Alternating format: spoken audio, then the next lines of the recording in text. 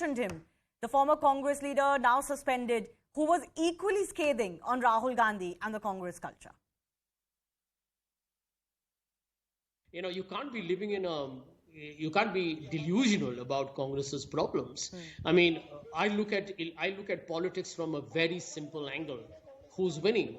Or if you're losing, how are you fighting back? It's simple. You're not winning and you're not fighting back. So that's the problem for the Congress party. Now, all these veterans who are leaving, what does it tell you, right? It tells you that they are not optimistic anymore. They're not hopeful anymore. They don't have sanguine expectations of the party's future, which is so sad because the Congress is part of India's historic freedom struggle. Yes. It's been in government for 55 years.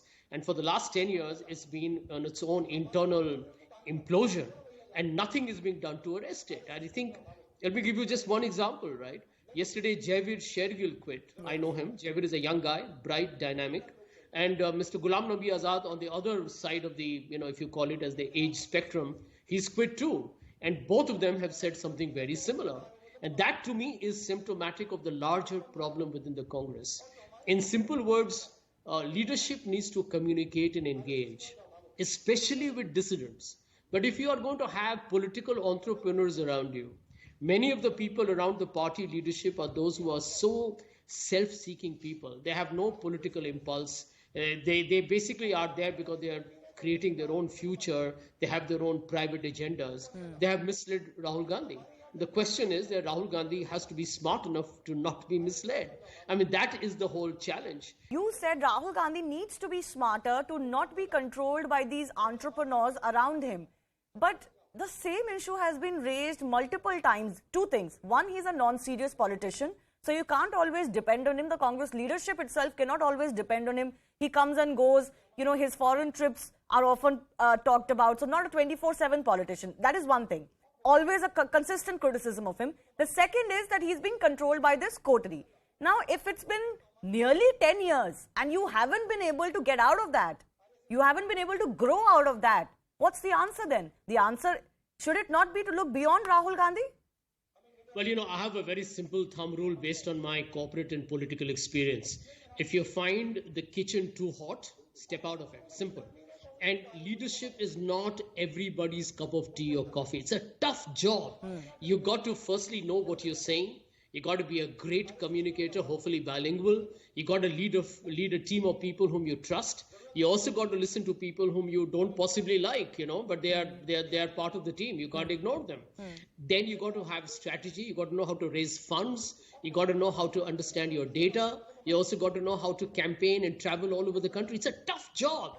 And therefore, I believe, leadership is an exceptional challenge. And if Rahul is not measuring up to it, I have always said it, and I say so despite the fact that I like him personally enormously, that Rahul should have just taken a break from leadership. I hope he does even in the September election, and let a Sachin Pilot and a Priyanka Gandhi combination lead the Congress. The worst thing is that this Azad resignation, Jaiveer leaving, is coming even as we're all looking forward to that election within the Congress party for the next president.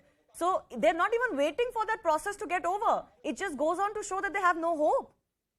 Well, let me tell you, how does this sound when media reports tell you that Mrs. Gandhi has said to Mr. Gehlot, please take over? How does it sound?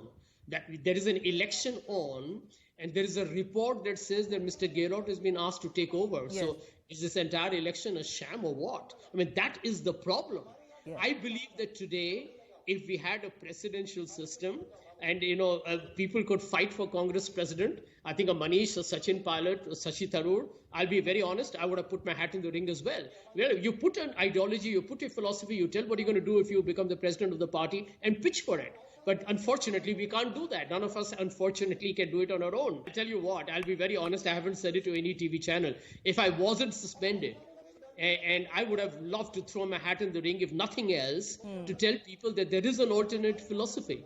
And I'm not dynastic. I have no corruption charges against me. I pay all my taxes on time. And I'm a very passionate believer in Congress's ideology. I'm sure there are many people like me in the Congress who would love to say, well, why don't I fight? Yeah. But this is the problem. This is the problem. And the Congress has to figure out an answer. It is a problem that the principal opposition party in the country to the BJP is just disintegrating month after month, if not day after day. That is the problem for everybody. And the media also often talks about it, because if the Congress keeps disintegrating like this, doesn't put up a front, a cohesive front, alone or otherwise, with other parties to the BJP, it is a problem for our democracy.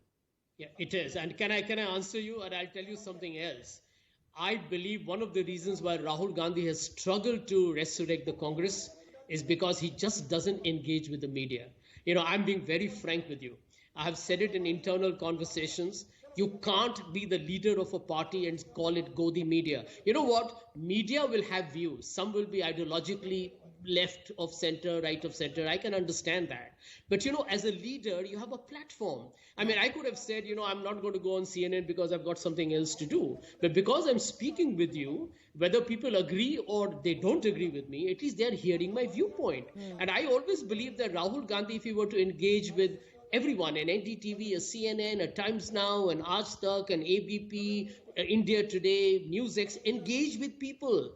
People hear you. That's what politics is all about. Democrats go to Fox News and Republicans go to CNN and MSNBC. But that politics is about engagement. Yeah, fight for your ideology, right? You cannot expect it will be smooth sailing. You'll have to fight for it. Yeah, absolutely. And let me tell you something. I feel that the media has got every right to question the Congress for being so sloppy in a fight back. I mean, I always believe that the government is going to get away with murder. The BJP is having a walk in the park because the Congress has made it easy. Simple. Do you believe the Congress will finally move on in a way that actually, enthuses them and brings some fresh energy? Or is it going to be more of the same? Well, I hope not. I mean, there is a saying that, as a banker, I remember we used to talk about it, too big to fail. Organizations believe they're too big to fail. And I think the Congress has got itself into this hallucination that we are too old, great, and big to fail. I think you're making a fundamental mistake. Let me tell you, politics is fluid. Organizations vanish. It's happened. I'll give you an example of the French elections. Emmanuel Macron became a president in a party that was created 3 years ago before he became president. And the grand socialists and the right conservatives, they are obliterated today in France. So things can change. Aam Aadmi Party is a threat for the Congress. TMC is a threat for the Congress. And the BJP always has remained a formidable challenge. So you can't take it for granted that people are going to vote for you all the time. They need to see a leader. They need to see passion. They need to see a fight back. The party has been very sporadic. It's done some good work. It just is not consistent. And you know what? Let me tell you the truth, because in television, you know it, and I, as a spokesperson, have been aware of it for a long time. Elections have always been quasi-presidential. It's never just parliamentary. You always like to know who's a leader. Mrs. Gandhi made it presidential. She was part of the Congress. So we can't blame Narendra Modi for making it extremely, self-styled, individualistic politics. It's a nature of the beast. People want to know, Mera Pradhan Mantri kaun banne wala hai? So you tell them who it's going to be.